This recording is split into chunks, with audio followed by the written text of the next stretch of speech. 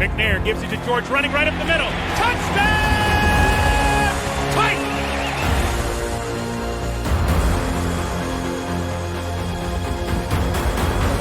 There are no flags on the field! It's a miracle!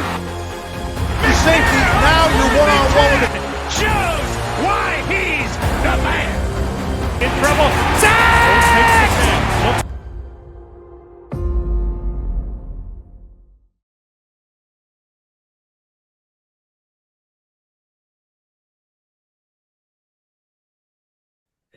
What's up, Titan Nation? How's everyone doing today? My guest is a true trailblazer in professional football and a powerful example of leadership, resilience, and purpose in action.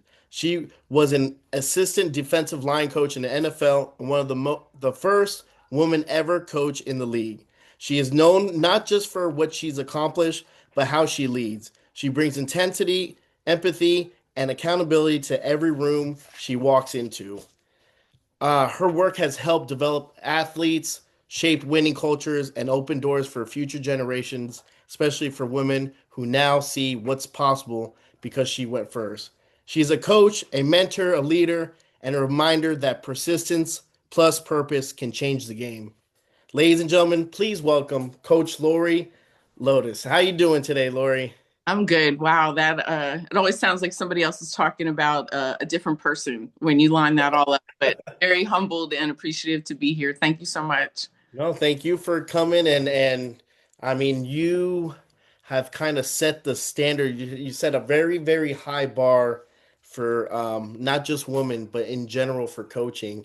And that just shows you from like your hard work. So thank you and welcome on. I'm glad to have you on. Finally, we got you to talk some football, you know? There we go. Yeah, so let's talk a little bit about your personal life. Where'd you grow up? What'd you do when you were younger and stuff like that? Sure. So born in Philadelphia, but raised in Harrisburg, Pennsylvania. Okay. Did, all the sports that I could. I'm a lot older than you. So I was a direct recipient actually of the first wave of Title IX. Oh, wow. Like high school sports back in Harrisburg. I kind of missed the curve where, there wasn't a lot, but, did everything I could when I was younger to stay in it, played basketball, ran track, all the things. But I just always loved football. Steelers fan since I was 5 years old, growing up in Pennsylvania, lived through the bad times and the great times and the defenses of the 70s and all of it. So like, I was always a fan. And then probably when I was about 40, I got an opportunity to actually play football in Harrisburg, and then ended up, like a lot of my colleagues, got hurt, turned to coaching because I didn't want to be away from the game, and then have just been really fortunate to have great mentors and guys that wanted to give me a shot and saw that I was there, for the right reasons. Like I really, truly wanted to become a good coach no matter what I was coaching. Mm-hmm. It's led me to Birmingham with the AAF. It led me to Baltimore for my internship, which was incredible. And then to Tampa for 4 years. And then now just passed with Tennessee for 3. So nice. Very nice. Did you always have like that just love of just coaching other people like while you were playing sports, or was it something that you kind of fell into later on? Like how did that, were you like, do you have like a bossy attitude? You don't seem like you're kind of like bossy, but I mean, who knows? Oh yeah, no. I think my on-field persona might have been a little bit different. To hear my old teammates say it, I was pretty directive when we were on the field together. I guess that's the nicest way of putting it. Mm-hmm. I had a tendency, I think, to want to know, and this is a tangent, but in my experience coaching women and coaching men in football, the guys, you have the ability and the blessing most of the time to play the sport since you're very little, 6 years old and up, right? In some instances. But for women or young girls, we don't necessarily, and again, I'm speaking my experience now, it's totally different, but we didn't have that. So I wanted more the technical knowledge. And I think my experience when I was coaching the women's teams is that there's a lot more granular explanation that you had to give to female athletes because they wanted to know not just to do it, but why.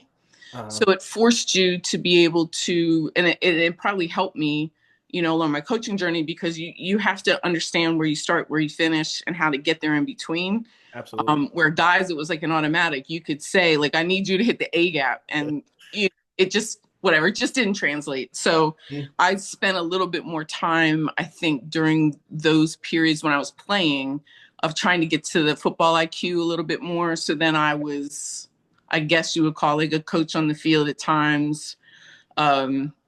Yeah, I think you probably get a lot more colorful explanation from the women that I played with, but I could definitely see that, especially, I mean, females want to know why, where, why, why are we doing this? Why? yeah, So and it it's makes not sense. talk, right? It's Yep, just it's it's how sometimes it is. people are wired, right? And it's just I think when you have that capability, then even at the other levels that I was coaching, not every athlete's the same. Some guys needed a little bit more explanation, and that's fine. But I think it taught me how to ebb and flow a little bit more in the early part of my career, and I think it helped me later on. For sure. Um, so yeah. Probably, yeah, definitely. Okay, that's really interesting. That was one of the questions I had further on. But what position you played in football? You were Sure. So yeah, I started off as a will linebacker, and then I moved to defensive end, outside linebacker for the balance of my career. okay. Yep, best Nice. seat in the house, right there off the edge.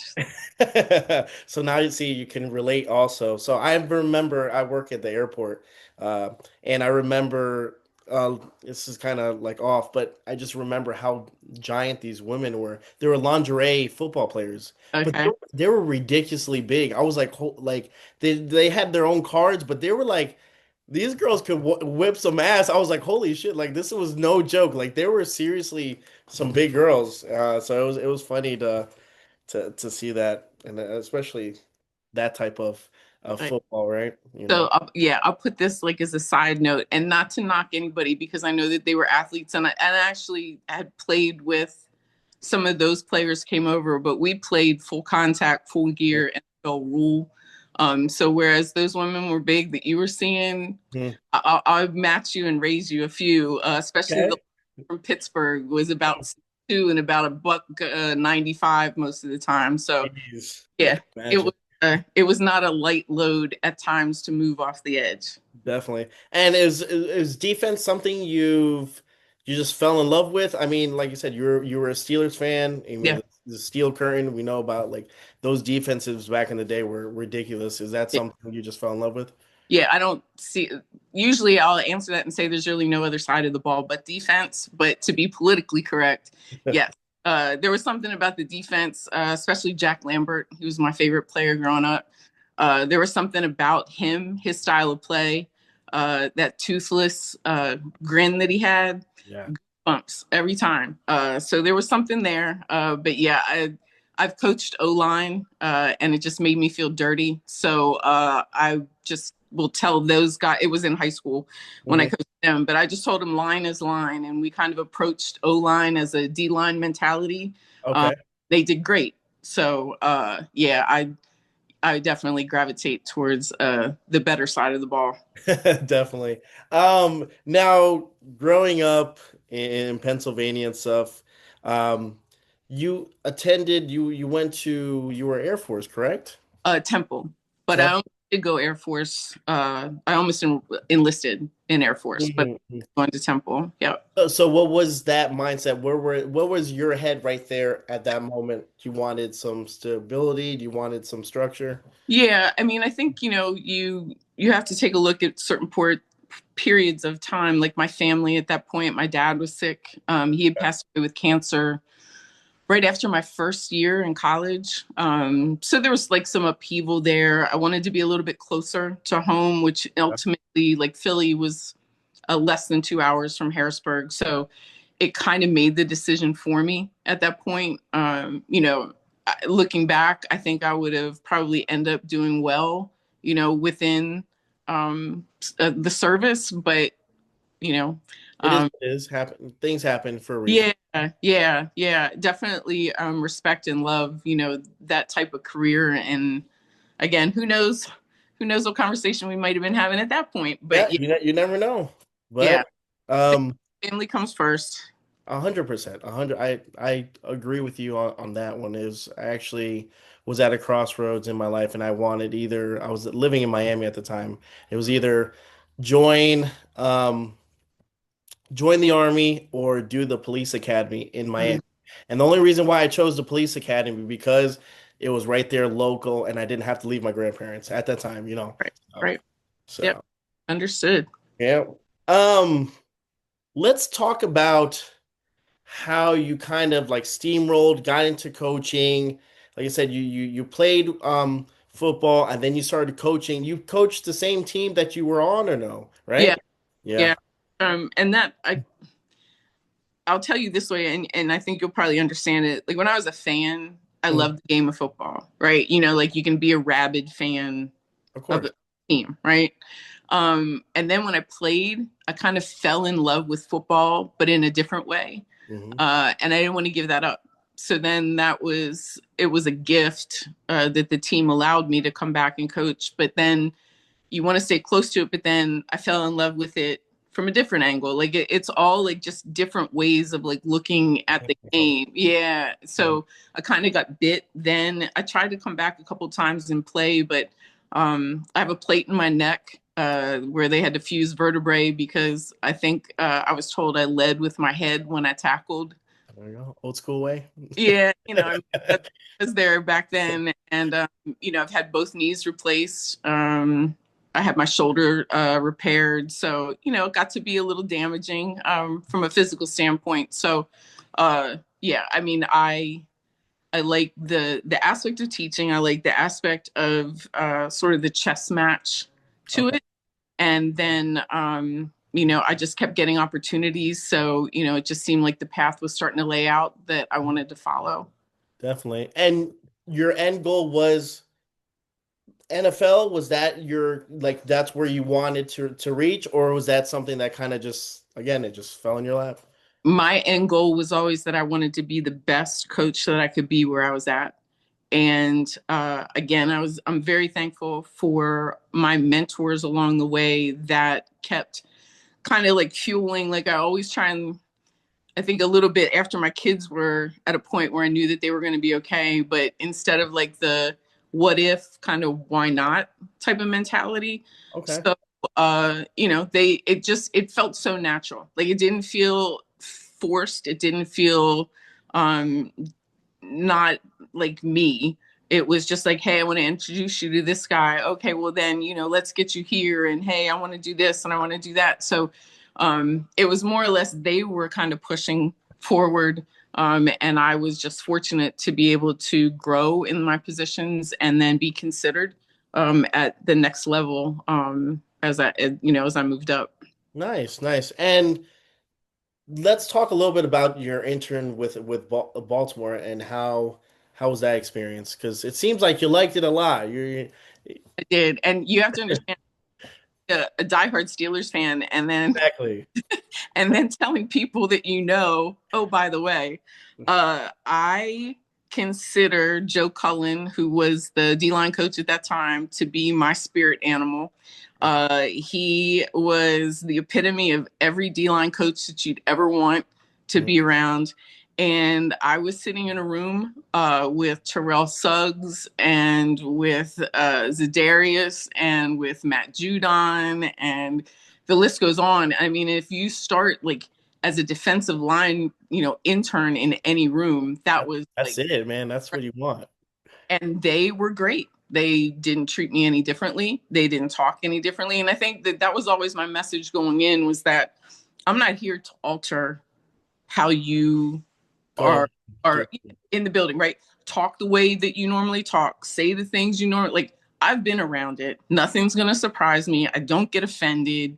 Mhm. It's just I never wanted them, and it's hard even now to be like, hey guys and low, or hey, fellas and low.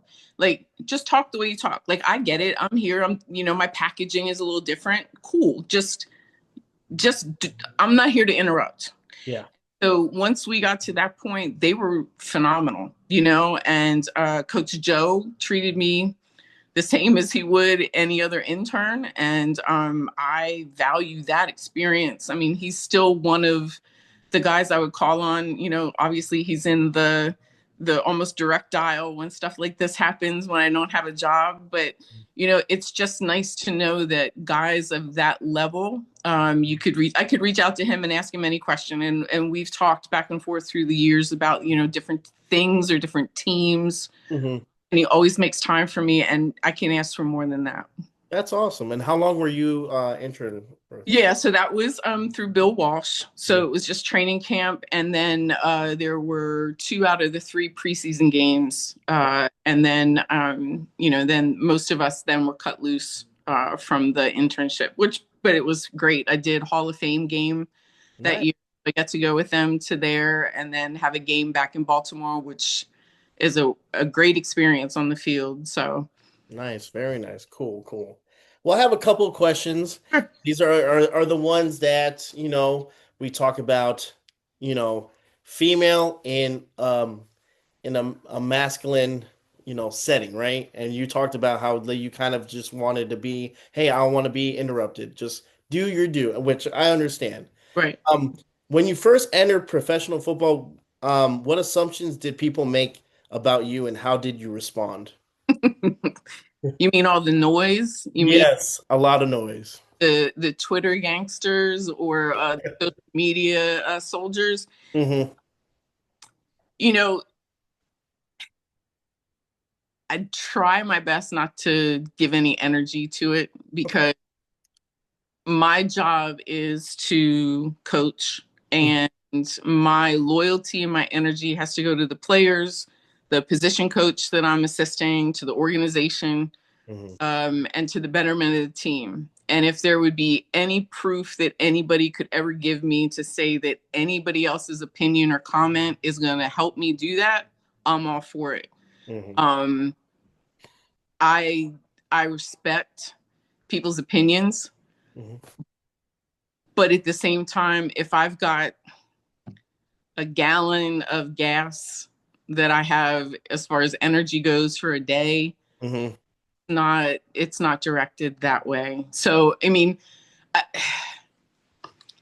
I don't want to be like rude and be like, it doesn't matter. You know what I mean? But it's like, people do have opinions, and nobody's going to get to know everybody. So there's a lot of assumptions. I've heard it all, and from all, like, I've heard it all. And I just have to kind of keep my head down and keep moving.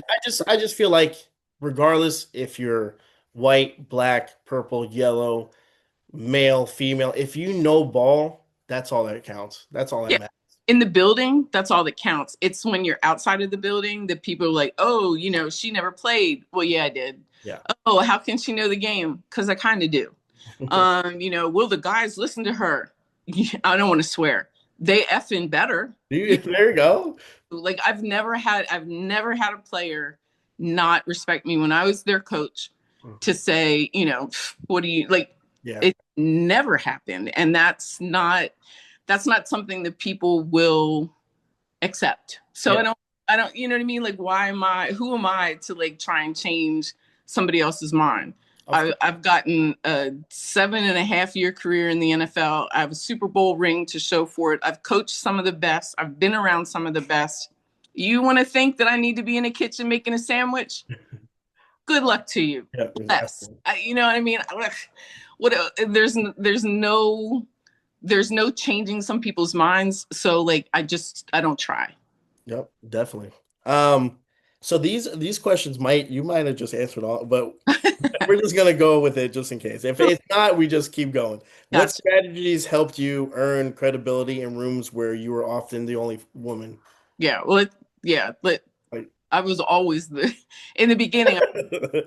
Woman. I'll tell you a quick story. So Glazier Clinic, one of the top or the leading educational entities that exist for football. Normally, we call it clinic season, February-ish, late January. They'll Okay. have the country. They bring in college coaches, pro coaches, everybody talks. A lot of coaches go, especially high school coaches. So it was early in my career, and we were at the one in Baltimore. It's actually the one I met Joe Cullen at. And there were so many men there that they commandeered all the women's bathrooms and made them all men because I was so singular. Like it was just no thought that there could possibly be women there. So it's just that was so early in my career, and I got so kind of like used to it that it didn't matter. And I understood it. Do you know what I'm saying? Like, again, I'm not going to plant a flag and jump up and down and be like, you need to do this, you have to do that. I found a bathroom on the first floor. It's not a big deal. You're not going to like sway me from getting to the sessions I need to get to. So it was always a fact where I was very respectful of the spaces I was in. I always tried to learn what I needed to learn. And then it's basically just finding connection points, just like you would do in corporate. You have to build relationships, or in sales or marketing. Nobody can come in and put a product down on a desk and be like, here, you have to buy it and expect it to happen. You have to get to know that person. You have to be able to have conversations. You have to know, what their motivational points are. Like, it all blends together in a fact where it's like, if you hear me talk and close your eyes and you hear somebody else talk, it's the exact same thing. So the credibility was always built in. And then, like I said, I had mentors and I had coaches above me that didn't talk to me any differently than they talked to other coaches. Guys saw that. If they, put me in charge of a drill or they did anything, it's the same. Nobody was carving me out to be different. So therefore the players, they don't care. They really don't. Well, this one is how do you balance staying authentic with adapting to a traditional masculine culture? But I mean, Yeah. I mean, there are times when I can say, over the years, it's kind of isolating, right? Because there's not anybody that looks like you sometimes in the space.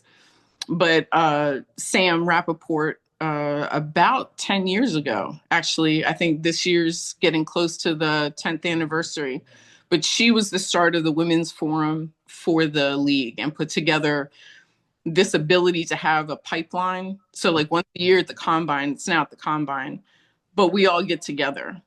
And that's like, it's coaching, it's ops, it's scouting, it's trainers, it's med people.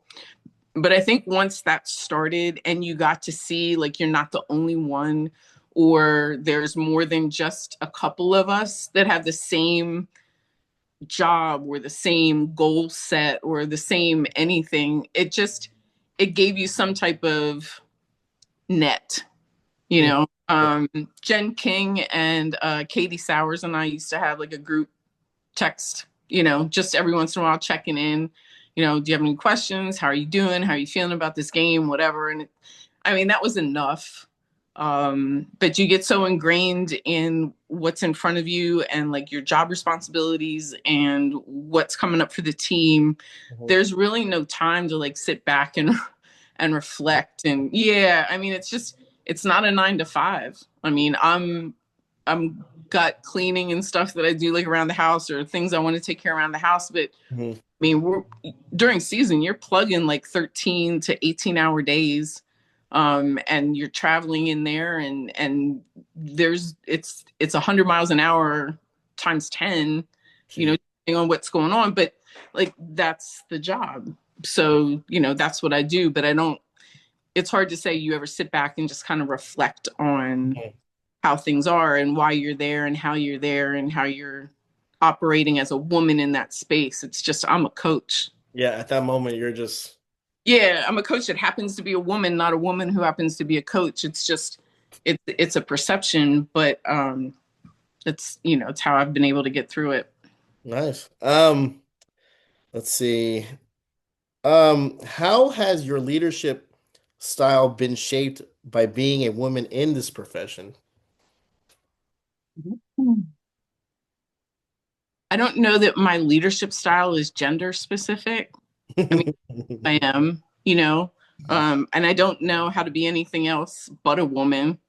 So, I mean, I expect the best. I have really high standards for my athletes. I think maybe being the mother of two sons and understanding, how I wanted them to be as men and how I wanted them to operate and be respectful and I don't know, like just an overall sense. I think it's an authentic trait that people have in regards to either being a good leader or a good follower or both. I Hmm. think you have to ebb and flow. Uh, at times, it's an old axiom, but sometimes you're the quarterback, sometimes you ride the bench. I mean, it's just you have to know like when and how and who you're dealing with. I had 20 years of corporate before I hit coaching. So a lot of my marketing and sales At work. come into play a little bit more in coaching. But I think it's just a learned experience, like we all do. Like you see things, you change them. This doesn't work, you adapt, you change. So again, I don't think that there's a definitive that I could pin down to saying it's because I'm a woman that Mhm. I have a certain leadership style or coaching style.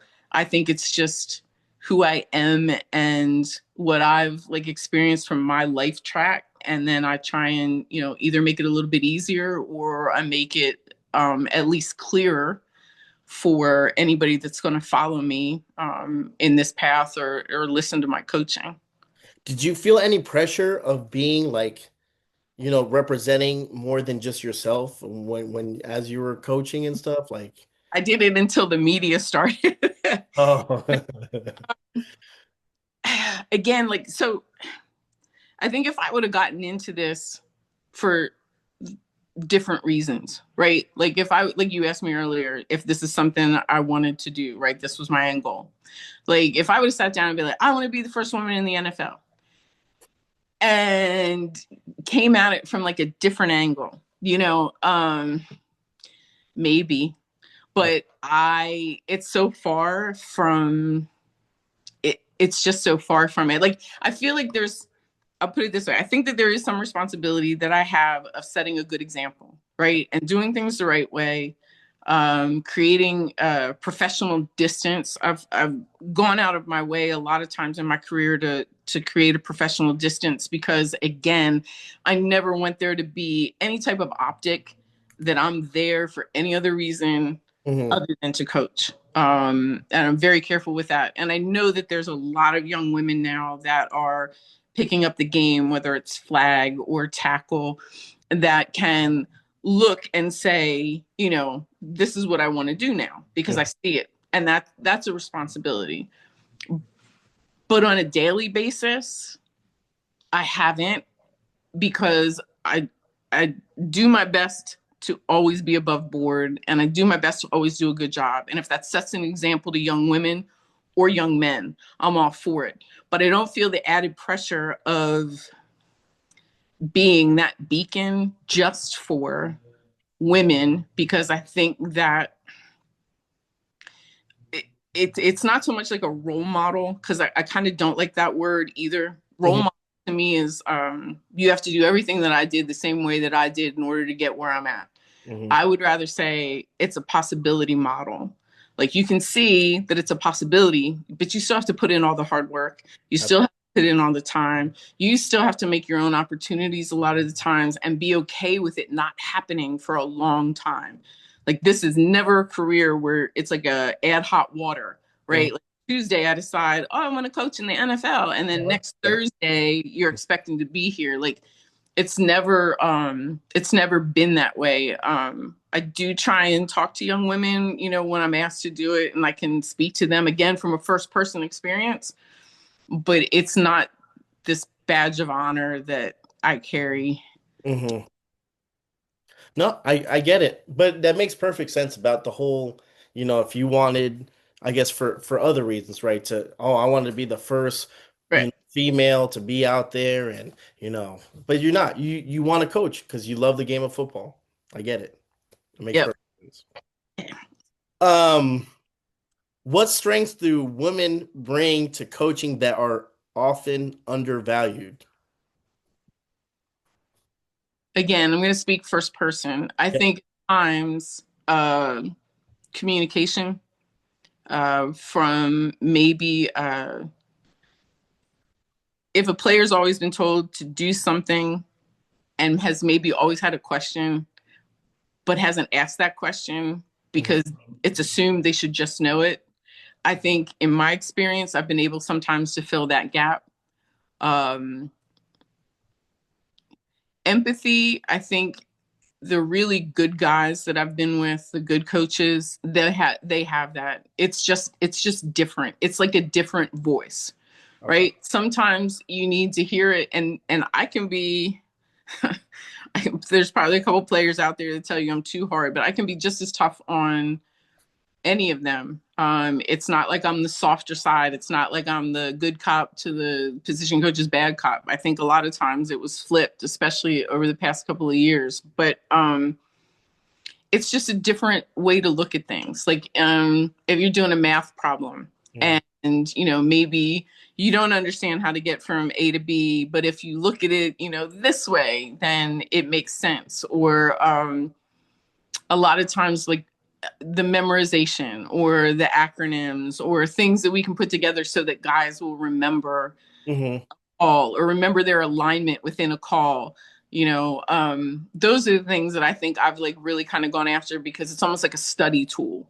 Again, not that I'm singular in that process. There's plenty of coaches out there that do it. Yeah. But speaking from my aspect, I feel like I always try and make myself available to give like that extra. I mean, I've done the coaching for the rookies, getting when they're coming in, kind of in charge of them, learning the playbook, free agencies.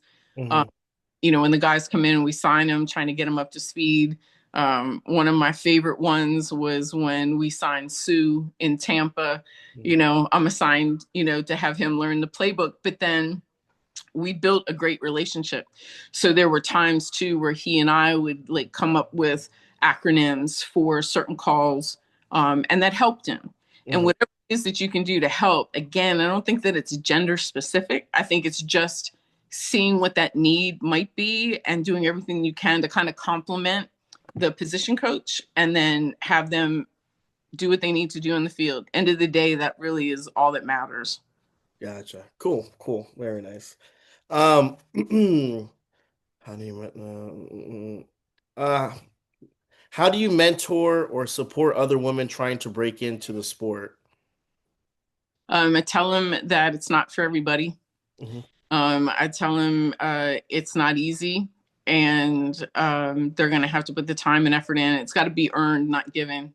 Mm-hmm. Um, and they're going to have to be okay with not being paid for a long time in some instances with volunteering. And it's a lot of hours and commitment. And at the end of the day, if they still want that, there's a group of us obviously that, had the opportunity to be in the league a little bit longer.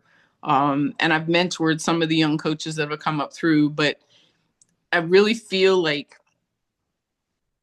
high school should be like a place to start, or even like youth football. I Mm-hmm. feel the media has done a great job of covering the women in the league, but they don't show the whole story, right? So, like some of the women now that think this is what I want to do, you're seeing the end result. You're seeing the end result right now for me for about 17 years worth of work. It doesn't just happen. So, to me, I'm trying to provide the most real picture that I can. And it's not rainbows and unicorns. Mm-hmm. It just isn't.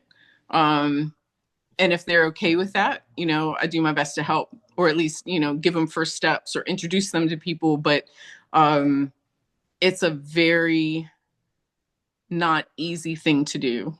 And I'm not here to make it easier. I'll make it clearer.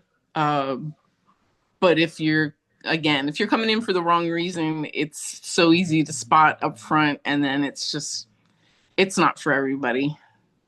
Well, that's some good advice. There you go for all the young ladies out there that want to do it. I mean, hey, I think what now it was in the league. I was looking up. It was like 15 female coaches, right? Or it's somewhat Yeah. capacity, something like that, right? If you're counting the sports science and trainers, I think that they're Yeah. like true coaching positions. This past year, it was myself and Izzy Diaz with the Colts, and then Millie, who was with Buffalo. I don't know if Millie was retained, and I think Izzy is finishing up a fellowship, and hopefully she'll get retained then as a coach on staff. But Okay. from a standpoint, it's lower than Right. it has been in the past couple of years. So Okay. Well, like I said, hopefully that will change. And let's talk about your time with Tampa Bay. sure. Tampa Bay, I mean, first female position coach in the NFL to win a Super Bowl. I thought you were gonna have the ring on to like really show them, like like just It's in a safe deposit box. I don't okay. Hey, that makes sense. I would too. But talk to me about your time. What was your first impression when you joined the Buccaneers coaching staff, and how did that evolve over time? Yeah. So Bruce Arians, BA, was my ex-husband's. Well, he was the coach for Temple when we were in college. Oh, And Joe Pendry, who is an amazing historical figure in all of the NFL, was the general manager for Birmingham Iron. And when I was working there, and Joe actually mentioned to Bruce about possibility of hiring me. And then I was like, I know BA. So I sent him an email, mhm, sent him my resume. And it, it was probably the best way to start a career because a lot of the guys on staff I knew from college. There was probably like 3 or 4 of the position coaches that were my ex-husband's teammates.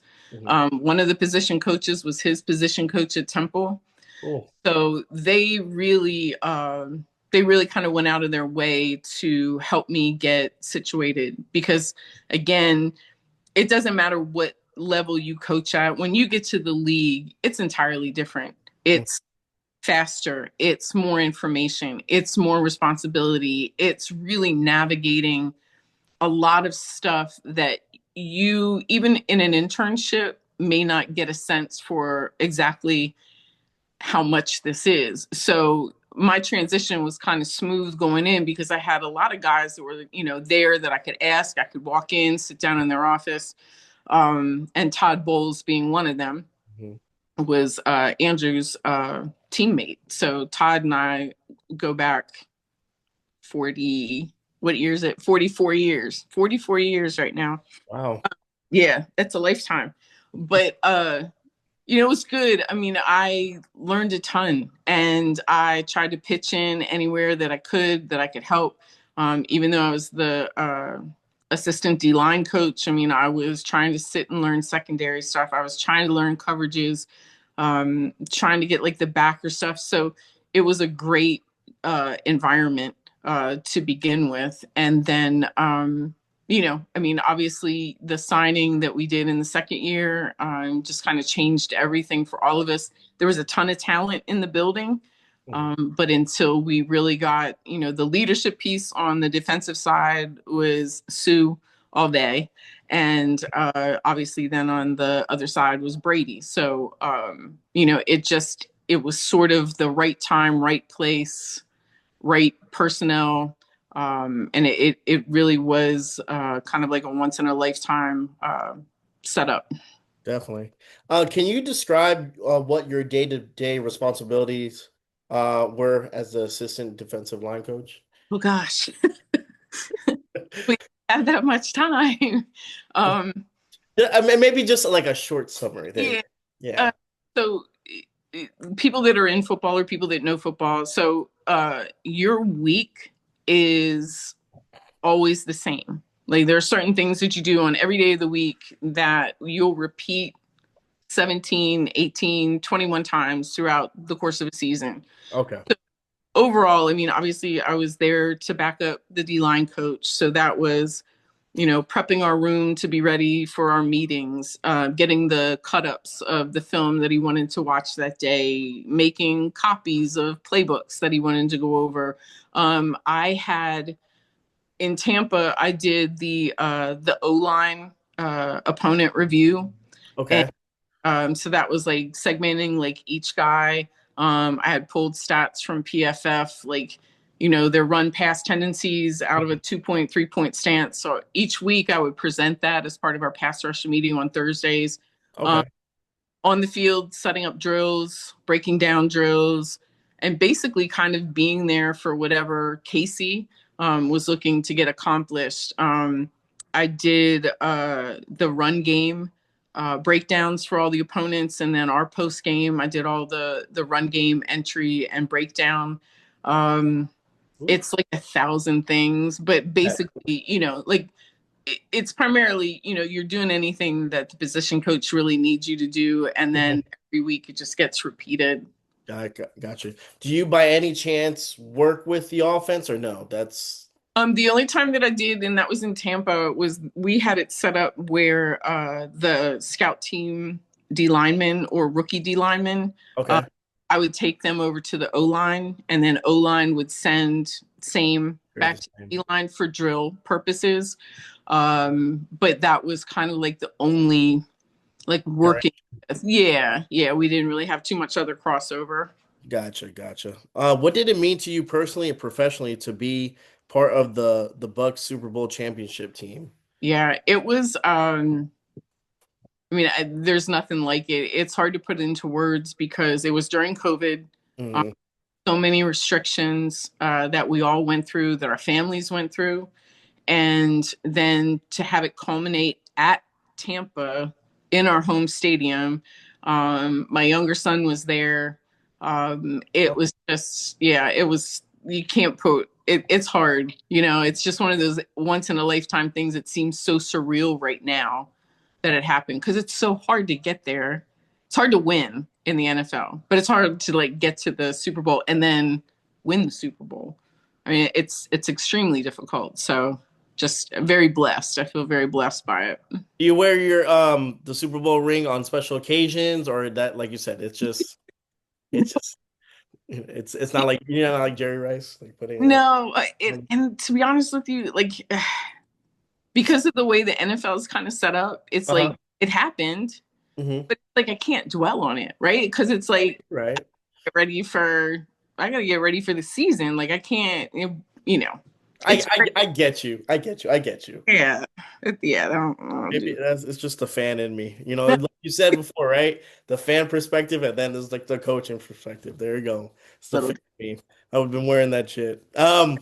So then let's talk about the good stuff right here. Okay, let's talk about Tennessee. Yeah. Okay, in 2023, became the first full-time female coach in franchise history, which is kind of like it's I'm proud of it, but at the same time, I'm like, damn, it took 2020, like it's kind of like a backslap. Like what the shit? Like what are the Titans doing? But it's good.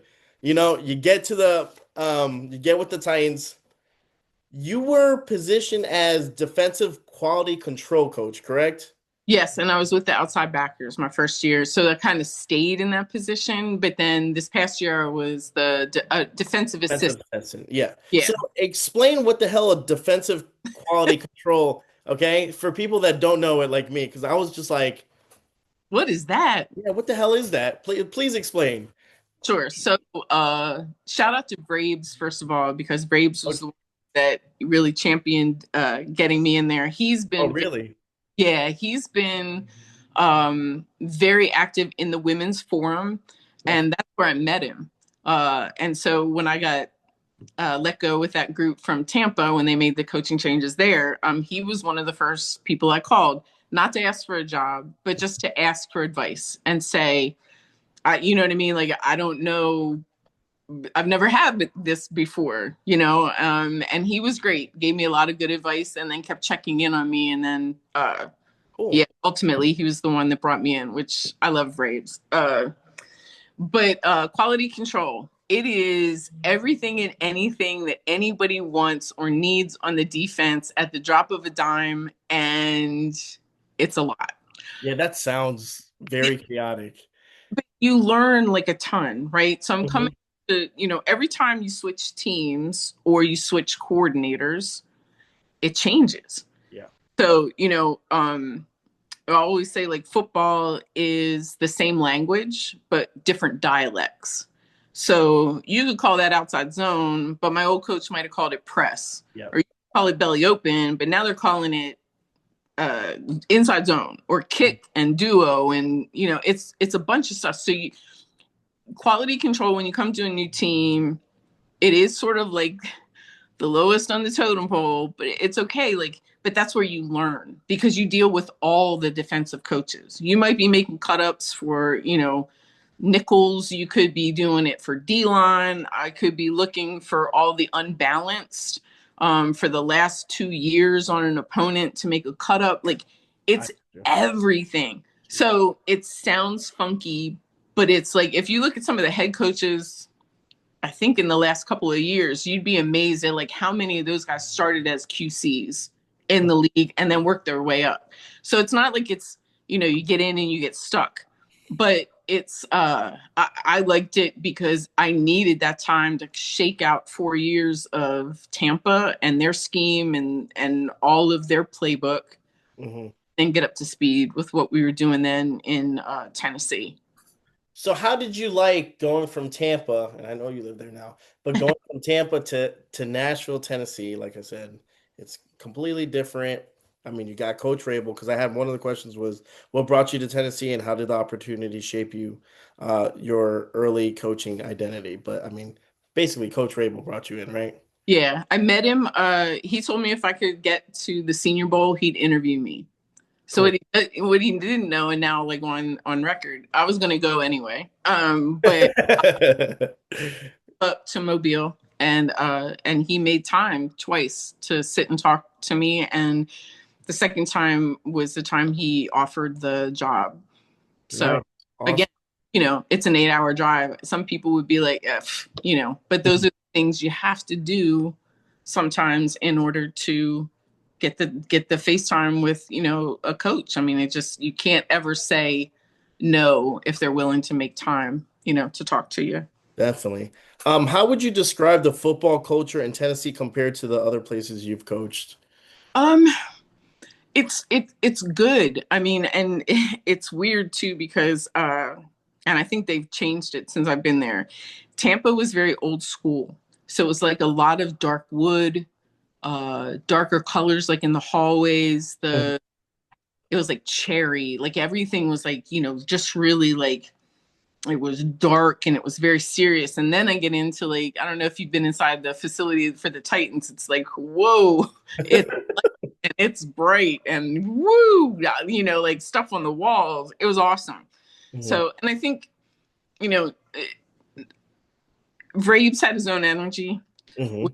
You could have put him in a paper bag and the energy would have still been incredible. As far as like, the difference between the two buildings, everybody was great to work with. From mailroom to cafeteria to training, like you make your own relationships, but I think in different ways they both were phenomenal places. Callie, I mean, I had a good relationship with Callie when he was there, and with Coach Mike, I mean, we just it is what you make it, regardless of what the building looks like or the offices look like. And I've been very fortunate to have three really good staffs to be a part of.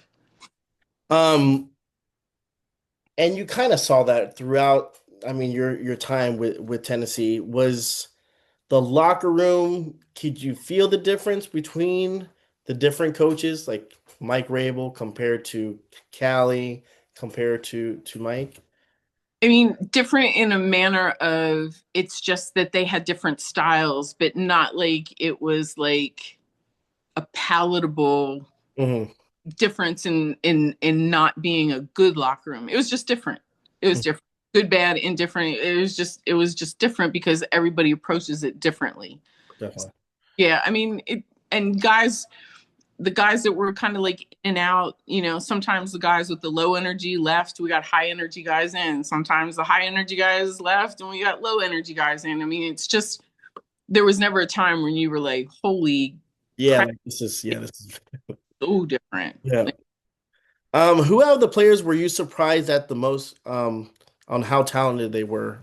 Uh, let's talk about I mean, Jeff is a no-brainer. I mean, how was your relationship with Big Jeff? it, it's good. Yeah. Yeah, he's one of my favorite people. It does, obviously not in my position group, but um, like I said, I mean, in Tampa, I had Vita and Sue, and then JPP was there, and Shaq Barrett was there, and Levante and Devin. Like that was the Super Bowl, Yeah. But then, like those were the ones that I had to compare it to. Jeff is incredibly talented and has so many of the qualities that you don't see that often. It's a rare combination. Um, and it just, some of the guys that we've had, I mean, Arden is phenomenal, and Hottie this year was, one of the best kind of kept secrets I think that we had.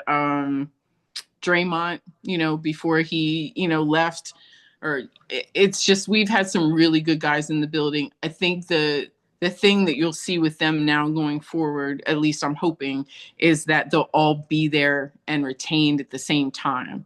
You Mhm.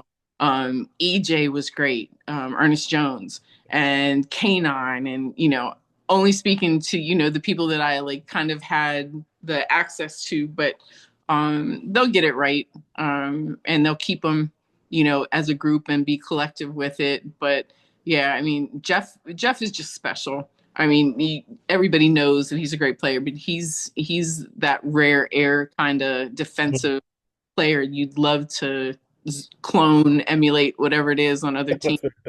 100%. Um, any players you worked with a little bit more than others? So Jalen Harrell, he's probably not. He's probably good.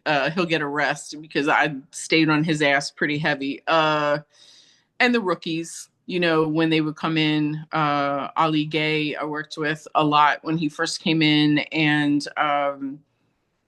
some of the guys that are there now, aren't some of the rookies that were there that I worked with, we had moved on from. So Arden and I had a very good relationship. And like I said, Hadi and I had a great relationship.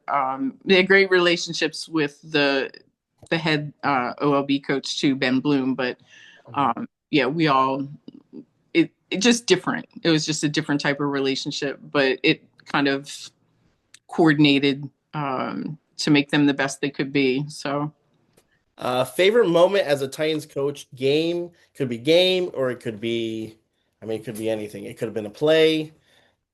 I mean, anytime we sack the quarterback, that's a good question. I think I think beating the brakes off of Miami on Monday nights back to back was pretty special. Um, no, I mean that's a really good question. There were some games, I wish we could have, uh, Mhm. won at the end. Cam's phenomenal.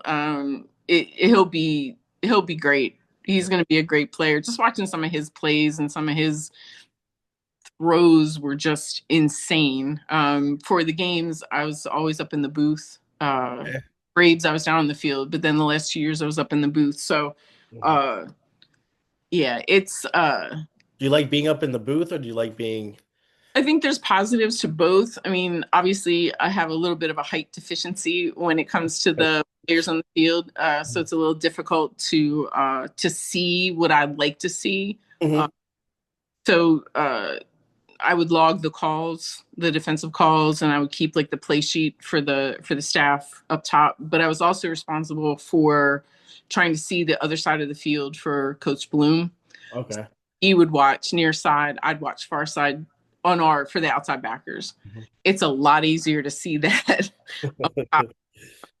So yeah, either way, it's good to be in the energy on the sideline. It's good to be able to like be like right in the thick of it. But from a Mhm. technical standpoint, it's nice to know like being the eyes in the sky too is something that's helpful in the big scheme of us making adjustments or getting guys where they need to be. Well, And then talking a little bit about the offense, right? Like especially the Tennessee Titans offense, Cam Ward. From your perspective as like defensive wise, where do the Titans offense need to improve the most? Scheme, execution, or identity? It's such a loaded question. I think you're going to see improvement across the board Okay. because you're going to invest in it. And I think the players that came on at the end of the year, end of the season, are going to be the ones that are really going to break out this year. There's not one guy on the offensive side of the ball that I would tell you did not, to his core, try and give everything that they could this past season. And whether it looked like that, it doesn't matter. I can tell you from individually Mhm. that those guys just absolutely, the intent and the drive. Now, again, if you put one against one, one's going to come out on top, right? Mhm. If you play the best as you can and the other guy across from you is better, it's going to be a mismatch. Yeah. But I think that the guys that started to really pick up at the end of this season, JC, I love him to death. His mentality shifted and he started to get that. You could just feel like he was picking up like the dog Mhm. um, towards the end of the year. And I really feel like if he builds on that, he's going to be exactly what's needed. So it's really difficult because it's all new coaches coming in. Yeah. I can't comment on scheme. Yeah. I can't comment on personnel because there's going to be changes. They have to, Yeah. Um, so uh, the pieces are there. They're going to build around those pieces. I think that the results are going to be what the team, what the players, what the organization, what the fans deserve going forward. Definitely. That's the best answer I can give on that. It's fine. Um, what stands out most to you when you watch Cam on film or in person? He's great. He's a great leader. Yeah. Uh, he's very calm, but he's a leader. But he leads by his actions. I don't want to say by example because that gets a little tricky, but Mhm. he's never going to ask a player to do something he wouldn't be willing to do himself. And that to me is the best type of leadership that you can have as he continues to get better and he continues to have weapons or tools or protection put around him. It's kind of a limitless potential that he has. Just his mindset, the way he approaches things, his commitment to learning. Um, Brady kind of set the bar pretty high. Watching him, how he prepared, how he studied, how he took care of his body, how he did recovery, Mhm. how he spoke to the people around him, his receivers, his line or whatever. And I think Cam's got a lot of those same characteristics. It's just very early in his career. Definitely. Yeah, Definitely. he's super impressive. So yeah, it'll be good. He'll be fine. Let's talk a little bit about the defense. This is your bread and butter, okay? How would you describe the core philosophy of the Titans defense during your time on the staff? Yeah. Denard is probably one of the best defensive minds and aggressive, violent, everything that you could want out of a defensive coordinator. And again, the scheme and the things we had in place would have been, well, I'll say it. Our defense was what you saw on Sunday in Seattle. It was pretty much our defense. The depth that we had over the past couple of years was vastly different. Mhm. And the key consistency of certain positions was different. But the Mhm. scheme overall, That's what it was. the suffocating, the nowhere to throw, the disguises, the pressure is the same. So I loved it. I wanted to be a part of it. I was hoping that in some universe they would have retained D, because I think, again, like, this is going forward, it's going to be different in regards to retaining the key players, building around it, not only on offense but on defense. My opinion, uh, but it is a system that works. But there are times when, if you get asked to build a house, you need a hammer and nails. You can't have one without the other. Makes Yeah. it a lot harder Mhm. to build with no nails or build with no hammer. So, but it'll be good. They have the pieces there right now. I think D is going to do great in New York. Harbs is wonderful to work for, and they have a history together.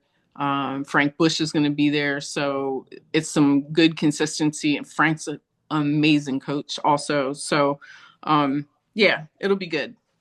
So, what do you think the Titans defense need to improve the most then? Would you say depth?